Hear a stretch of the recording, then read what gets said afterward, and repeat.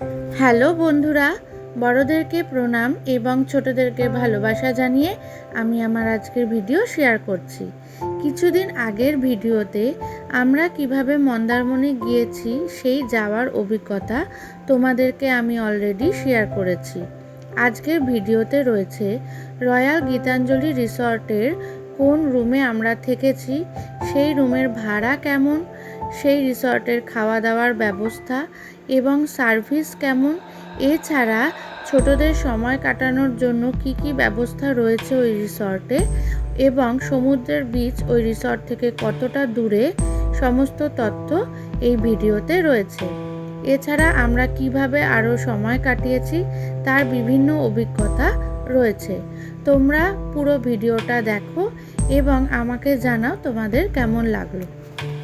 এই হচ্ছে রিসর্টের রিসেপশন।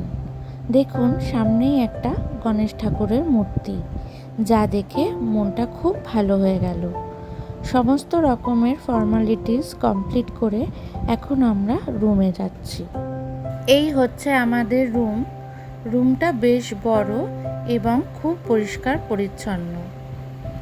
রুমে একটা ছোট ফ্রিজও আছে।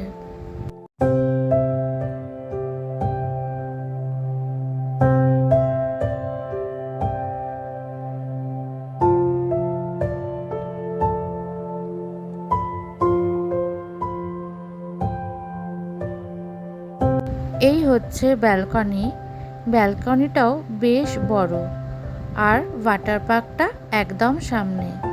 খুব সুন্দর চারিদিকটা।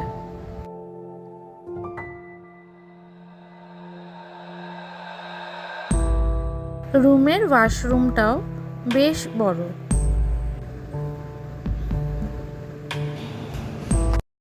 চলে আসলাম নিচে রিসর্টের রেস্টুরেন্টে খাওয়ার জায়গায়। 1:30টার সময় আমরা মন্দারমণিতে পৌঁছাই। 3টের সময় এখানকার রেস্টুরেন্ট বন্ধ হয়ে যাওয়ার ফলে খুব তাড়াতাড়ি করে ওয়াশরুমে ফ্রেশ হয়ে চলে এলাম।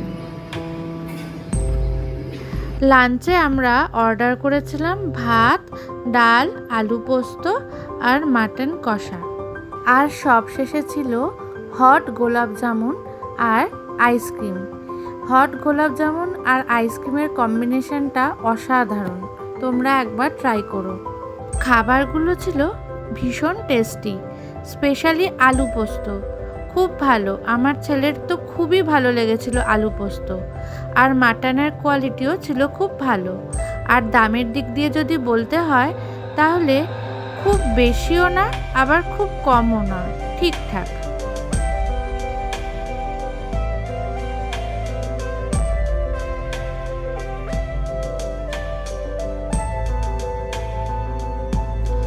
যে ভাইরা আমাদের খাবার সার্ভ করছিল তাদের ব্যবহারও ছিল খুব ভালো।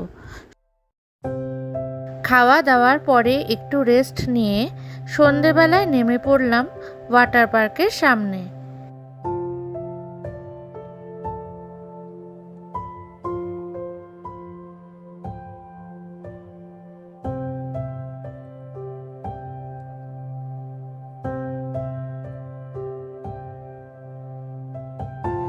ওয়াটার পার্ক এখন পুরোটাই ফাঁকা, তাই আমি আর আমার ছেলে নামবো বলে ঠিক করলাম।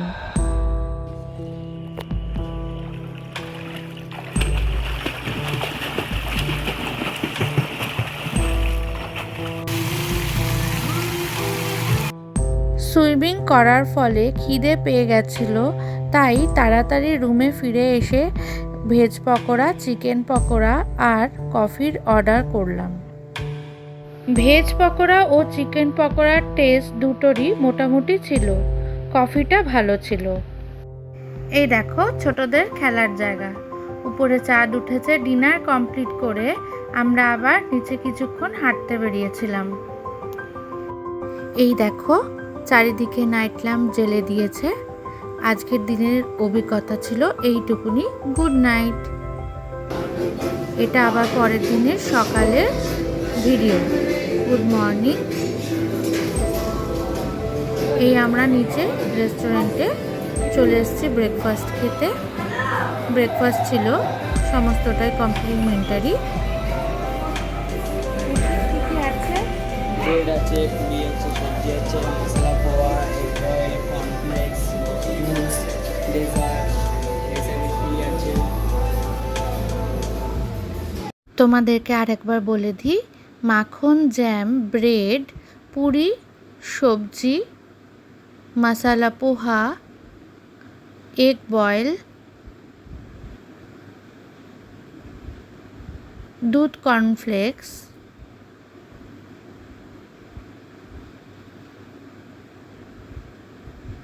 ফ্রুট জুস, মিষ্টির মধ্যে ছিল সেই দিন দিয়েছিল বোঁদে। ব্রেকফাস্ট কমপ্লিট করে আমরা আবার বেরিয়ে পড়লাম চারিপাশটা ঘুরতে। দেখো কি সুন্দর জায়গা। আর সেদিন ছিল মেঘলা, চারিপাশটা খুব ভালো লাগছিল। হ্যাঁ,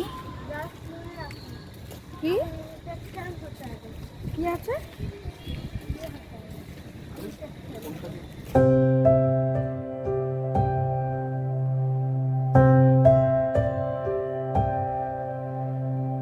আমরা বেরিয়ে পড়লাম বিচে যাব বলে। আমাদের রিসর্ট থেকে সমুদ্রের বিচ কিছুটা দূরেই রয়েছে। আমাদের রিসর্টের ঠিক অপোজিটে একটা শর্টকাট রাস্তা রয়েছে যেটা দিয়ে তাড়াতাড়ি যাওয়া যায়, কিন্তু বৃষ্টি পড়ায় জল কাদা জমায় আমরা সেই রাস্তাটি অ্যাভয়েড করলাম, তাই একটু ঘুরেই গেলাম। ঘুরে পায়ে হেঁটে যেতে আমাদের সময় লাগলো 15 মিনিট, যেখানে অটোতে লাগে 5 মিনিট। এই দেখো এখানে একটা মনসা ঠাকুরের মন্দির।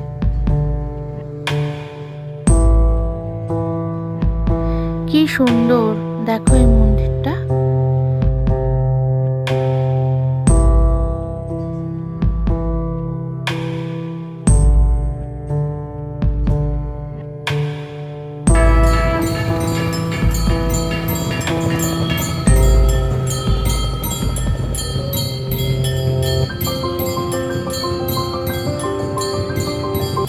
এরপর আমরা এগিয়ে যাচ্ছি সমুদ্রের পাড়ের দিকে। বহুক্ষণের অপেক্ষা এখন শেষ হবে।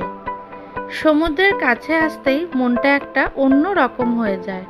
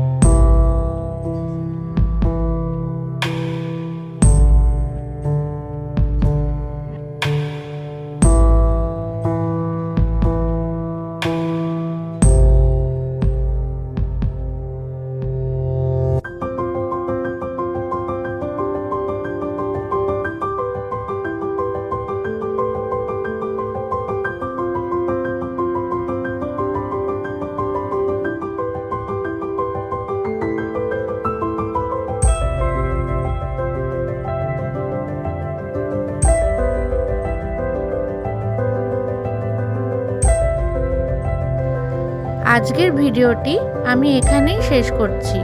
পরের দিনের ভিডিওতে আমাদের সঙ্গে যুক্ত হবে রিঙ্কু, যার ড্রয়িং আমি অলরেডি তোমাদেরকে শেয়ার করেছি, তার ফ্যামিলি। আমরা কিভাবে একসঙ্গে সময় কাটিয়েছি মন্দারমণিতে তার কিছু অভিজ্ঞতা। আজকের ভিডিওটি যদি তোমাদের ভালো লেগে থাকে তাহলে অবশ্যই একটি করে লাইক দিও, শেয়ার করো এবং আমার চ্যানেলটি সাবস্ক্রাইব করো।